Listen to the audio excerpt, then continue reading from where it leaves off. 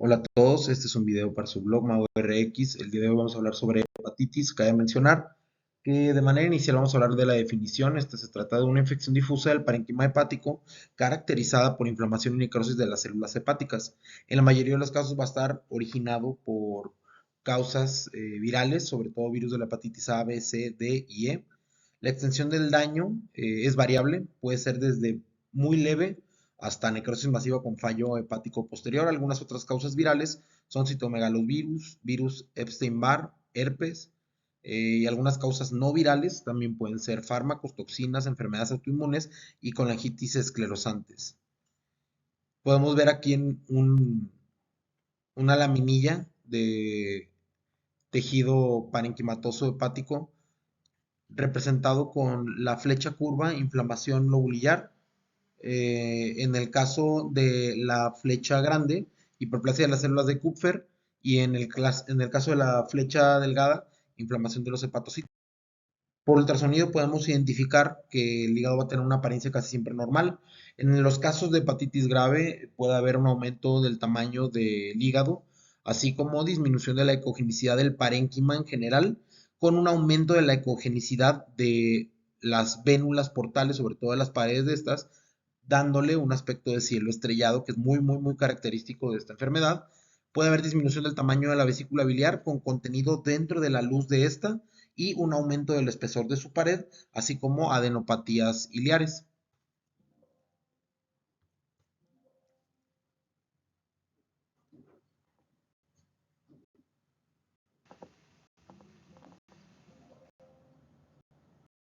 En general, para poder hablar de un aumento del tamaño del hígado, pues hay que hablar de las medidas normales del hígado. Ecográficamente va a poder determinarse con la dimensión cefalocaudal en imágenes congeladas de proyecciones medio-claviculares longitudinales sobre el hígado, desde la porción más superior de la cúpula diafragmática hasta el borde inferior. Hay una tabla, podemos identificarla, en la cual vemos los promedios de 1 a 3 meses. El promedio es 64 milímetros, con un mínimo de 45 y un máximo de 90. Podemos ver una disminución de los 4 a 6 meses, un promedio de 59 milímetros, con un mínimo de 44 y un máximo de 92. Y de 7 a 9 meses, 79 milímetros como promedio, con mínimos de 68 hasta 100.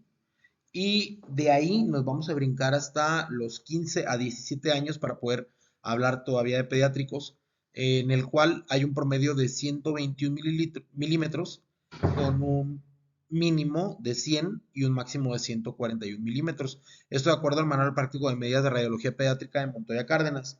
En el diámetro del longitudinal de la vesícula biliar en menores de un año se determina que es de 1.5 a 3 centímetros y en mayores de un año de 3 a 7 centímetros. El conducto hepático común en neonatos va a ser de 1 milímetro, en pacientes de un año va a ser menor a 2 milímetros, en niños ya mayores vamos a poder identificar menos de 4 milímetros y en adolescentes hasta 7 milímetros como máximo. Ecográficamente la hepatitis aguda va a tener hallazgos inespecíficos y aquí es donde se va a poder hacer diagnóstico diferencial con neoplasias infiltrativas, pacientes con ayuno prolongado o sobre todo esto por depresión de glucógeno. En la ecografía de la hepatitis crónica persistente y de la hepatitis crónica activa, podemos identificar que el parénquima va a estar heterogéneo. Puede haber hiperecogenicidad de los vasos portales, que esta va a disminuir a medida de que la ecogenicidad hepática va a aumentar, y la vesícula biliar va a estar de pequeño tamaño, con bilis espesa o cálculos en su interior. Identificamos aquí en un ultrasonido en escala de grises como subjetivamente el espesor de la pared de la vesícula biliar está aumentado, el parénquima hepático está heterogéneo y la vesícula está disminuida de tamaño.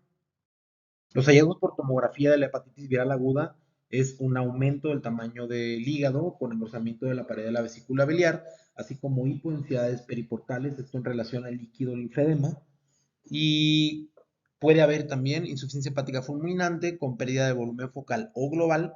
Adicional a ello, se puede encontrar necrosis difusa, ascitis en las imágenes y puede o no haber datos sugestivos de cirrosis. Podemos identificar en dos imágenes axiales de tomografía de abdomen sobre hígado en fase venosa portal cómo hay una hepatomegalia subjetiva, no está medido, pero vemos que abarca gran tamaño de la cavidad abdominal.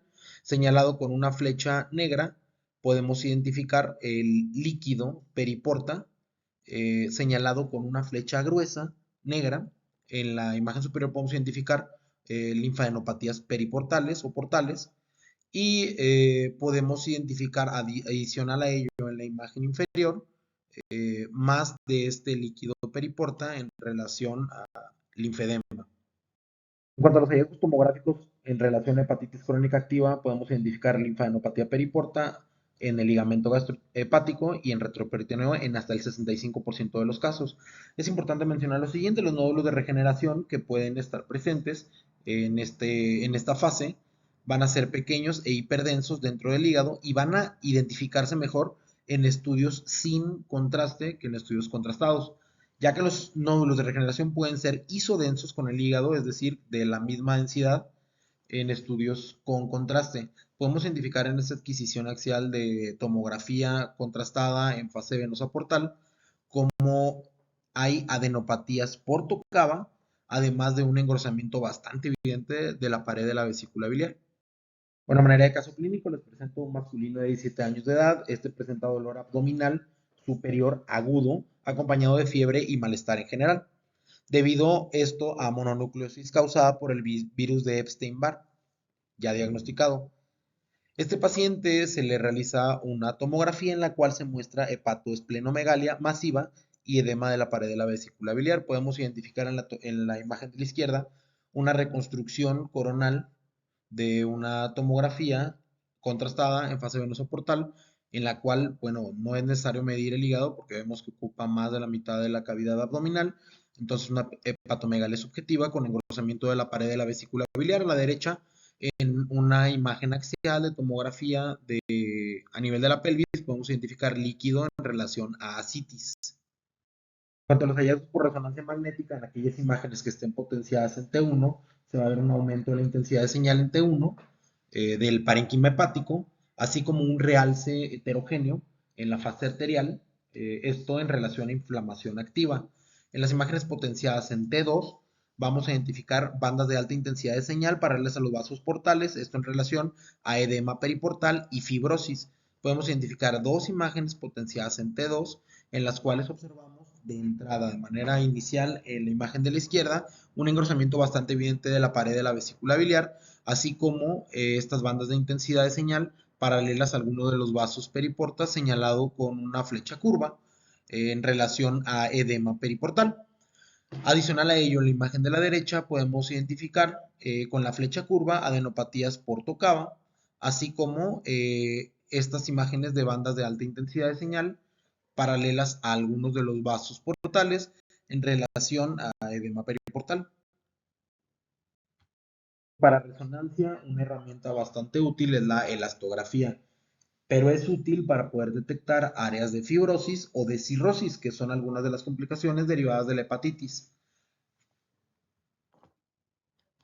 Y bien, esta elastografía va a dar una medida no invasiva de la extensión de la fibrosis hepática y puede correlacionarse bien con la progresión de la enfermedad o la respuesta al tratamiento. Vamos a identificar de manera inicial en la esquina superior derecha una tabla en la cual nos habla de las medidas de acuerdo a la detección de áreas de fibrosis que se cuantifican en kilopascales. Si estas tienen menos de 2.9 kilopascales, va a ser normal o inflamación únicamente. Si tienen de 2.9 a 3.5 kilopascales, va a estar en estadio 1 a 2 de fibrosis. De 3.5 a 4, estadio 2 a 3 de fibrosis. De 4 a 5 kilopascales, estadio 3 a 4 de fibrosis. Y si tienen más de 5 kilopascales, van a ser las zonas que se delimitan de color rojo. Podemos identificar áreas de cirrosis o sugestivas de cirrosis. En la imagen del medio vemos un mapeo de elastografía por resonancia magnética en la cual podemos identificar colorimétricamente desde morado, que son 0 kilopascales, hasta rojo, que son 8 kilopascales, áreas de fibrosis, en las cuales, pues al final de cuentas, vamos a poderlas identificar y describir en nuestro reporte. En la imagen de la esquina inferior derecha, podemos identificar igual en una escala colorimétrica áreas de fibrosis, pero por ultrasonido. Entonces, para que lo tengamos presente como una herramienta diagnóstica, pronóstica y de seguimiento en casos de hepatitis y de fibrosis hepática, así como de cirrosis.